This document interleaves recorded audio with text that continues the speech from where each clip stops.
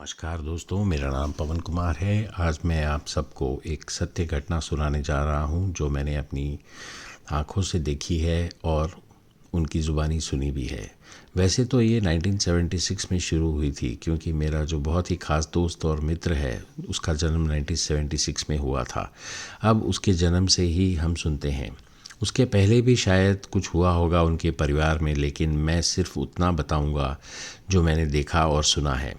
मैंने अपने जीवन में बहुत सी कहानियाँ और किस्से सुने हैं, पर मुझे कभी उन पर ज़्यादा विश्वास या यकीन नहीं हुआ। दुनिया में अच्छाई और बुराई दोनों हैं, फ़र्क सिर्फ इतना है आप किसको चुनते हैं। ये सब तो आप जानते हैं। ये कहानी शुरू करने से पहले मैं आप सबको एक बात बता दूं कि सारी दुनिया में शायद लोग काला जादू, ब्लैक मैजिक, वशीकरण, किस्मत बंदी जैसी क्रियाओं पर यकीन या विश्वास नहीं रखते होंगे, पर शून्य, जिसको हम ज़ीरो कहते हैं, वो भी सारी दुनिया में कहीं नहीं था, बट उसका जन्म भारत में हुआ था। मैं ये नहीं कहता कि जादू टोना सिर्फ भारत में ही है, ये तो सारे विश्व में है, बस इसके नाम अलग अलग हैं। चलो हम अपनी कहानी शुरू करते हैं। ये कहानी एक परिवार की है जिसमें एक किसान जो आसाम में आकर बसा था, उसके परिवार की है।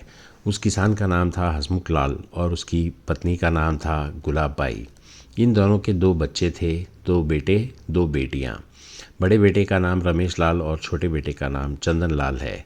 दो बेटियां हैं, बड़ी बेटी का नाम दीपा और छोटी बेटी का नाम रूपा है। हसमुख लाल और उनकी पत्नी बहुत मेहनत करते ताकि अपने बच्चों को अच्छी ज़िंदगी दे सके, अच्छी पढ़ाई करा सके, पर खेती बाड़ी करके उनको नहीं लगता था वो ये सब कर पाएंगे। इसलिए हसमुख लाल और गुलाब बाई ने सोचा, क्यों ना एक छोटी सी दुकान लगा लें, शायद उससे परिवार का कुछ भला हो जाए।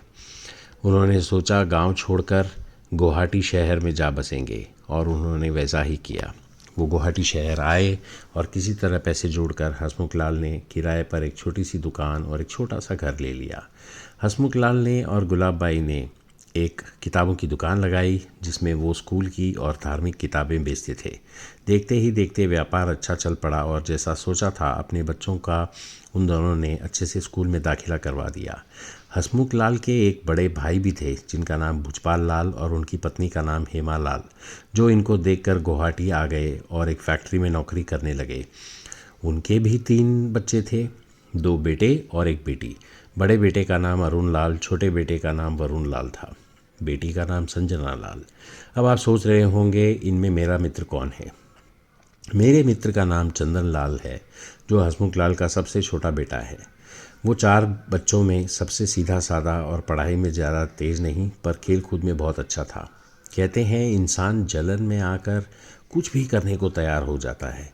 वो सिर्फ अपना भला चाहता है और दूसरे, चाहे सगे भाई और बच्चे ही क्यों न हो, किसी पर दया नहीं करता। भाई के परिवार की तरक्की से घबराया हुआ भुजपाल सोचने लगा, अगर छोटा भाई और उसके बच्चे तरक्की कर गए तो जीवन भर उनके सामने झुक कर रहना पड़ेगा। लेकिन हसमुख लाल के मन में ऐसा कुछ नहीं था। हसमुख लाल और उसका परिवार हमेशा से ही अपने बड़े भाई के परिवार के बारे में अच्छा ही सोचते और उनका भला ही चाहते थे।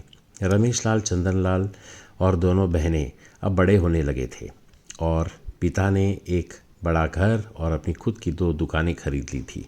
वहाँ बड़े भाई भुजपाल ने भी तरक्की की और उसने भी एक छोटी सी फैक्ट्री बना डाली। कहते हैं भुजपाल की बीवी को रात में शमशान के पास भटकते हुए देखा जाता था। किसी बहाने हसमुख लाल के घर से कुछ कपड़े और बर्तन चुरा लिए थे भुजपाल लाल की पत्नी ने। हसमुख लाल और गुलाबाई के घर में कभी नींबू, कभी मिर्चियाँ मिलने लगी, जो कोई रात को फेंक जाता था। इस पर किसी को ज़्यादा संदेह नहीं हुआ था, क्योंकि सब अपने अपने जीवन में व्यस्त थे और अपने अपने काम में, पढ़ाई पर ध्यान रहता था। भुजपाल ने अपनी पत्नी से कहा, अब अपने बच्चों की शादी के बारे में सोचना चाहिए, और दोनों रिश्ते ढूंढने लग गए। इस बीच हसमुख लाल ने बताया कि उसके बड़े बेटे रमेश लाल की सगाई पक्की हो गई है और मिठाई लेकर वो अपने बड़े भाई के घर खुशी खुशी चला आया। ये सुनकर भुजपाल और उसकी पत्नी ने अपनी जलन छुपाते हुए मुस्कुरा कर कहा, वाह, ये तो बहुत खुशी की बात है। भुजपाल और उसकी पत्नी अपने अंदर इतना जहर रखने के बावजूद भी बहुत मीठा बर्ताव करते थे अपने भाई और उसके परिवार के साथ, कि कोई यकीन भी नहीं कर सकता था कि इतना जहर लोग अपने अंदर कैसे रख सकते हैं। हसमुख लाल मिठाई देकर अपने घर चला गया और रमेश की सगाई की तैयारी में लग गया। दीपा और रूपा बहुत खुश थे। भाई की शादी के बाद उनका जो नंबर आने वाला था। दीपा हमेशा अपने बड़े पिताजी के घर अपने भाई बहनों से मिलने जाया करती थी। एक दिन जब वो घर वापस लौटी तो उसकी तबीयत अचानक ख़राब हो गई और वो किसी से बात नहीं करना चाहती थी। सबको लगा कि शायद पढ़ाई के कारण थोड़ा व्यस्त हो गई है। दीपा घर में सबसे लड़ने लगी और उसका स्वभाव बहुत बदल सा गया था। वो अपने कमरे से बाहर ही नहीं आती थी और हफ्ते हफ्ते भर नहाना भी नहीं होता था। एक ही कपड़े पहने रहती थी। कोई पूछता तो उससे लड़ बैठती थी। इसको लेकर परिवार में सब चिंता में डूब गए। सबको लगने लगा दीपा को डॉक्टर को दिखाना चाहिए और हसमुख लाल ने दीपा से कहा हमें डॉक्टर के पास जाना चाहिए। इस पर दीपा ज़ोर से रोने पड़ी और परिवार में सब डर गए। पड़ोसी जमा हो गए। ये रोज़ होने लगा। दीपा ने अपने कमरे का दरवाज़ा ज़ोर से बंद किया और ज़ोर ज़ोर से रोने लगी। किसी के समझ में नहीं आ रहा था कि क्या हो रहा है। हसमुख लाल का परिवार खुशियों से उदासी में पड़ गया। दीपा की हालत देखी नहीं गई और रमेश और चंदन ने एक दिन जाकर एक डॉक्टर घर बुलाया। डॉक्टर के आने के बाद डॉक्टर ने दीपा को देखा और कहा इसको तो किसी साइकेट्रिस्ट के पास ले जाना होगा। जैसे तैसे एक दिन सवेरे सब ने मिलकर दीपा को हॉस्पिटल जाने को मना लिया और डॉक्टर ने दीपा की हालत देखकर उसे कुछ एंटी डिप्रेसेंट दवाइयाँ लिख दी। दीपा अब सारा दिन एंटी डिप्रेसेंट दवाइयाँ खा के नींद में रहने लगी। किसी से ठीक से बात नहीं करती थी। धीरे धीरे परिवार संभलने लगा और रमेश की सगाई हो गई। हसमुख लाल के घर हर 2-3 दिन बाद उसके बड़े भाई और भाभी ने आना शुरू कर दिया। वो देखना चाहते थे कि उनके जादू का असर कहाँ तक हुआ है। वो कभी बार बार आते तो कभी महीनों मिलने नहीं आते थे। उनके मन में जो जहर उनसे कई गलत काम करवाने लगा। वो हमेशा किसी जादू टोनों वालों से मिलते रहते और जिसका असर उनके खुद के दिमाग पर भी होने लगा। उनके अपने घर में कई विपत्तियों ने डेरा डाल रखा था। उसका कारण वो खुद और उनकी काला जादू और किस्मतबंदी की आदत थी। उन्होंने काफ़ी पैसे खर्च कर अपने सगे भाई हसमुख लाल और उसके परिवार की किस्मतबंदी करवा डाली, जिसके कारण दीपा आधी पागल हो गई। रमेश की सगाई टूट गई। हसमुख लाल हमेशा चिंता में रहने लगा और मेरा मित्र चंदन लाल भी शराबी बन गया। चंदन हमेशा शराब के नशे में रहने लगा। इसके पहले किसी ने हसमुख लाल के परिवार में शराब नहीं पी थी। चंदन मुझे बिलक बिलक कर रोते हुए फ़ोन किया करता था और मैं उसके घर जाकर उसको समझाया करता था, जो मुझे खुद समझ में नहीं आता था ये सब कैसे ठीक होगा। इस बीच हसमुख लाल के एक मित्र ने सलाह दी, बंगाल में कोई दरगाह है जहाँ पर कुछ टोना टोटका हो तो उसका इलाज हो जाता है। पहले हसमुख राजी नहीं हुआ, फिर सोचा हर्ज ही क्या है। वो और उसका परिवार बिना किसी को बताए हुए बंगाल चले गए और किसी दरगाह पर जा आए।